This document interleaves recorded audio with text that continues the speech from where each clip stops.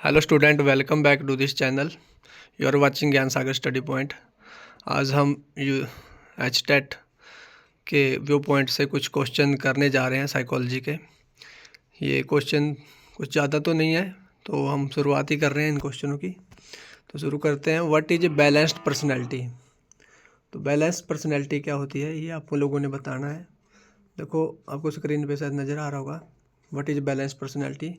तो balance personality के Seldon ने जो प्रकार बताए थे, उन्होंने 3 प्रकार के एंडोमॉर्फी, मेसोमॉर्फी और एक्टोमॉर्फी 3 तरह के प्रकार बताए थे। तो उनको उन्होंने मेज़र करने के लिए एक हम मेजरमेंट कह सकते हैं, 1 से लेकर 7 तक एक मेजरमेंट बनाया था। उस मेजरमेंट के आधार पर पर्सनैलिटी को डिफ़ाइन किया जाता था। तो उन्होंने उसके लिए जब इसको बाकी ये सभी किस तरह से एक मेजरमेंट में पर्सनैलिटी को डिफ़ाइन करते थे, तो ये जब मैं थ्योरी कराऊंगा उसमें बता दूंगा। परंतु अभी आप देखो, उसमें जब ये 4, 4 और 4, ट्रिपल 4 जो हमारा आंसर है, जब ये मेजरमेंट में आता था तभी उसको बैलेंस्ड पर्सनैलिटी माना जाता था। तो नेक्स्ट क्वेश्चन है, इसका क्वेश्चन का हमारा आंसर बन जाएगा सी। तो ये हमारा आंसर सी इसमें आ जाएगा। नेक्स्ट क्वेश्चन है, the method used for studying the heredity of trait in human being is mean of. जो studying the heredity of trait in human being, तो ट्रेट के बारे में, हेरिडिटी के बारे में जानने के लिए कौन सी स्टडी बेटर हैगी? सिलेक्टिव ब्रीडिंग, फ्रैटर्नल और आइडेंटिकल ट्विन स्टडी और ऑल ऑफ द अबव। देखिए, जो इसके लिए बेस्ट स्टडी है, जो हेरिडिटी को मेजर करने के लिए है, तो ये हमारे फ्रैटर्नल और आइडेंटिकल ट्विंस के ऊपर जो स्टडी की जाती है, तो ये स्टडीज़ बेस्ट, बाकियों से बेस्ट है। तो इसका आंसर बी हो जाएगा। तो सेकंड क्वेश्चन का आंसर बी है। तो नेक्स्ट थर्ड क्वेश्चन पे चलते हैं। थर्ड क्वेश्चन है, genetic factor play an important role in determining. तो जेनेटिक फैक्टर होते हैं, वो किस चीज़ को निर्धारित करते हैं? डिटरमाइनिंग, तो किस चीज़ को डिटरमाइन करते हैं? जेनेटिक फैक्टर जो है वो महत्वपूर्ण रोल प्ले करते हैं इंटेलिजेंस में। नंबर 2 है इमोशनल स्टेबिलिटी में। नंबर 3 स्किज़ोफ्रेनिया या ऑल ऑफ अबव।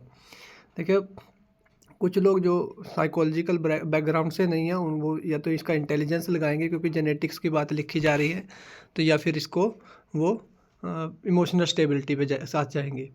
देखिए, इंटेलिजेंस हमारे जेनेटिक्स इसमें इम्पोर्टेंट रोल प्ले करता है। हमारा 80% हमारी जेनेटिक्स हमारी होता है, हेरिडिटी होती है, और हमारा 20% जो है इन्वायरमेंट का रोल होता है हमारे इंटेलिजेंस पे।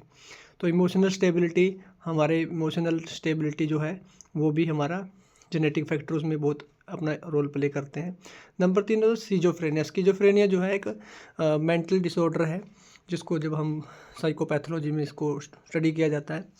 तो ये भी एक इस जेनेटिक्स, कुछ पर्सनैलिटी ऐसी होती हैं जो इस तरह इस रोग को मतलब उनके अंदर इस तरह के ट्रेट होते हैं जो इस रोग को बढ़ाने में मदद करते हैं। तो ये तीनों के 3 हमारे हैं, ए, बी और सी। इसका जो आंसर होगा ऑल ऑफ द अबव, ये हमारा आंसर, सही आंसर हो जाएगा डी। तो नेक्स्ट क्वेश्चन पे चलते हैं। नेक्स्ट क्वेश्चन है, डायबिटीज़ इज़ कोज्ड बाय। जो डायबिटीज़ है वो किसकी वजह से होता है? तो diabetes is caused by heredity factor only, environmental factor only, interaction between heredity and environment, all the cause of diabetes not certain. तो जो पहला कहता है कि हेरिडिटी के जो फैक्टर हैं वो इसमें महत्वपूर्ण रोल प्ले करते हैं। दूसरा इन्वायरमेंट। देखो कोई डिसीज़ होती है तो उसमें हेरिडिटी और इन्वायरमेंटल रोल दोनों प्ले करते हैं। हेरिडिटी तो वो मतलब वो ट्रेट या उस बीमारी को लेके व्यक्ति के अंदर प्री डिस्पोजिशन जो होती हैं वो उस बीमारी को बढ़ाने में मदद करती हैं। यहाँ पे तो हम हेरिडिटी के साथ चले जाएंगे। पर इन्वायरमेंट में यह है कि मान लो किसी व्यक्ति को कोई हेरिडिटी या कोई ऐसी समस्या है, तो वो जो हम खा रहे हैं, इन्वायरमेंट से हमें मिल रहा है, वो भी उसका एक महत्वपूर्ण रोल प्ले करता है, जो कि हमारे इस तरह की समस्याओं को बढ़ा सकता है। तो हेरिडिटी और इन्वायरमेंट दोनों ही अपना मेजर रोल प्ले करते हैं। इस तरह की जो डायबिटीज़ या कोई ऐसी जो डिजीज़ हैं उनमें अपना महत्वपूर्ण रोल प्ले करते हैं। तो इसलिए हमारा आंसर सी हो जाएगा। तो नेक्स्ट क्वेश्चन है, the most essential feature of memories. Memory की सबसे आवश्यक विशेषता। तो मेमोरी जो है हमारी, देखो फिक्सेशन है, फिक्सेशन जो एक जो स्टेज पे डेवलप होता है, ये फ्रॉइड ने इसके बारे में बताया। तो रिकॉग्नाइजेशन होता है जब हम चीज़ों को पहचानते हैं, रिटेंशन धारण करके रखना, और रिकॉल जो हमें याद हो गया या उसको हम जो हमें पता है उसके बारे में हमें बताना। तो रिटेंशन मेमोरी का होता है धारण करके रखना, किसी चीज़ को अपने अंदर ग्रहण कर लेना, दिमाग के अंदर ग्रहण करना, रिटेंशन करना। तो ये मेमोरी की सबसे एसेंशियल फीचर है, रिटेंशन करना, धारित करना। ये इसको हमारा आंसर इसमें सी हो जाएगा। तो नेक्स्ट क्वेश्चन है, तो नेक्स्ट क्वेश्चन है, who establish first psychology laboratory. Psychology की जो पहली लेबोरेटरी है वो किसने एस्टेब्लिश की थी? तो इसमें विने स्किनर, विलियम जेम्स और विलियम वुंट। तो जो साइकोलॉजी की जो फर्स्ट लेबोरेटरी है वो विलियम वुंट ने लिप्जिंग नामक स्थान पर जर्मनी में लिप्जिंग, जर्मनी के, मैं इसमें लिख देता हूँ, जर्मन के लिप्जिंग लिप्जिंग जो यूनिवर्सिटी थी, यूनिवर्सिटी के अंदर 1879 में एस्टेब्लिश की थी। तो जो ये विलियम के स्पेलिंग आप एक बार नोट कर लेना, और उसका एग्जामिनर आपको घुमाने के लिए वो ये विलियम जेम्स की स्पेलिंग है, विलियम ऊपर वाले ऐसे डबल एल करके आपको स्पेलिंग दे सकता है, आगे वुंट लिख देगा। तो ये ध्यान रखना, इसमें विलियम में WILHELM आएगा, H आएगा, ना कि डबल एल आएगा। तो ये भी ध्यान रखना है। तो आपके इसमें देखो 2 या 3 क्वेश्चन मैंने बता दिया आपको। एक तो लेबोरेटरी जर्मन में हुई थी एस्टेब्लिश, और कहाँ पर हुई थी? लिप्जिंग नामक जगह पे नहीं, यूनिवर्सिटी थी वो, तो वहाँ पर हुई थी। तीसरा इसमें है 1879 में, और विलियम वुंट जो है इन्होंने की थी, और वुंट साहब ने, और विलियम वुंट के स्पेलिंग जो है वो भी आप नोट कर लेना। तो नेक्स्ट क्वेश्चन है William Sheldon classify people on the base of.